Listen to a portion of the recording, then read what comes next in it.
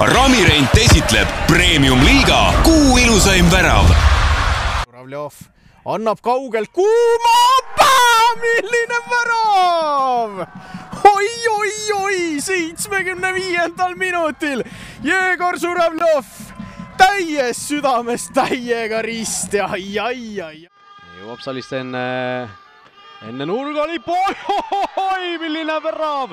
Saliste söödab, Saarma lööb otse õhust.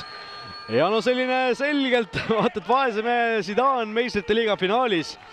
Aga väga ilus värav sellega. Individuaalses kontaktis, et suuta, vaatame nüüd päris ohtlik olukord. Tõõmov, oi ja sealt! Milline värav Pavel Tõõmovi poolt praegu. Uskumatu. Ja ütleme siis niimoodi, et loogiline, jah, et see surve tõi.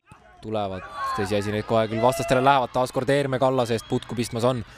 Teeb konksut seal Karissalu lähistel, vasaku jalaga tuleb kuul ja see lendab põhimõtteliselt ristnurka.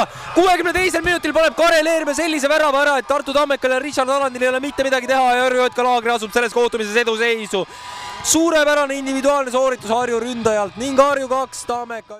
Ivanov, vabandust. Tuleb pallkasti,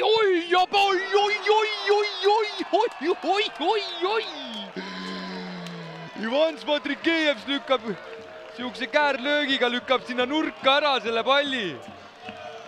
Ai, YouTube'ist on ikka Ibrahimovitši need tutorialid peale pandud, tundub. 10 minutiks Püro paigas, Eeval! Ja Teeveli tuleb ja virutab ja lajatab. No, ütleks sellise võrdluse tooks, et eile me nägime sarnast väravat.